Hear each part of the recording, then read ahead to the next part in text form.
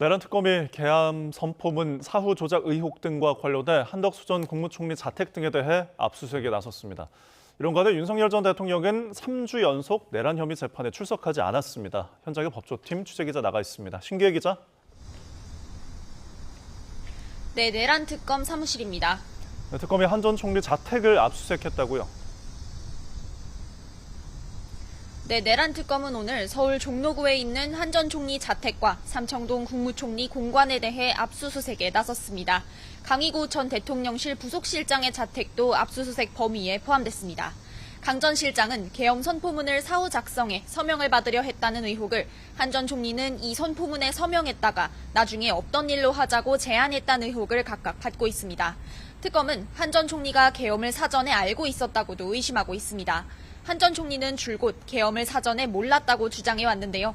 하지만 이 주장과 달리 대통령실 CCTV에는 한 전 총리가 계엄 문건을 직접 열람하는 장면이 포착된 거로 전해지는 상황입니다. 특검은 확보한 증거들을 분석한 뒤 한 전 총리를 다시 소환해 조사할 방침입니다. 네, 이런 가운데 윤석열 전 대통령이 내란 우두머리 혐의 재판에 또 출석하지 않았다고요? 네, 윤 전 대통령은 내란 우두머리 혐의 재판을 진행하는 서울중앙지법에 오늘도 불출석 사유서를 내고 나오지 않았습니다. 3주 연속 불출석입니다. 재판부는 윤 전 대통령이 연속으로 출석하지 않은 만큼 관련법에 따라 조사 절차를 진행하겠다고 밝혔습니다.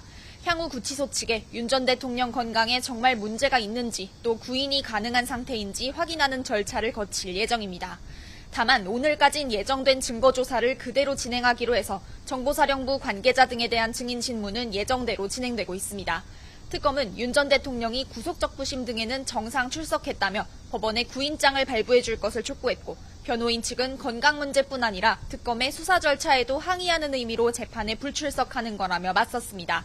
이런 가운데 내란 특검이 기소한 윤 전 대통령의 직권남용 등 혐의 사건은 다음 달 19일 첫 공판 준비기일이 열릴 예정입니다. 네, 최상병 특검의 수사 상황은 어떻습니까? 네, 특검은 오늘 김계환 전 해병대 사령관의 비서실장이었던 김화동 대령을 참고인으로 불러 조사하고 있습니다. 김 대령은 최상병 사건 이첩 보류 지시가 있었던 회의에 참석한 인물로 사건 이첩 당일인 재작년 8월 2일엔 대통령실에 파견된 김영래 대령과 통화한 사실이 드러나기도 했습니다. 특검은 김 대령을 상대로 사건 이첩을 둘러싼 의사결정 과정 전반을 따져볼 거로 보입니다. 임성근 전 사단장 구명로비 의혹과 관련한 수사도 이어지고 있습니다. 오늘 구명로비 의혹 제보자 이관영 씨의 자택은 물론 멋쟁 해병 대화방의 다른 관계자들을 대상으로 압수수색을 진행한 겁니다. 김건희 여사와 친분이 있는 이종호 전 블랙펄 인베스트먼트 대표가 멋쟁 해병 대화방에 함께 속해 있던 임 전 사단장의 구명로비를 벌였다는 게 의혹의 골자인데요. 특검은 오늘 압수수색을 통해 당시 대화방 관계자들이 어떤 논의를 했는지 등이 담긴 자료를 확보할 거로 보입니다. 지금까지 내란 특검 사무실에서 YTN 신기혜입니다.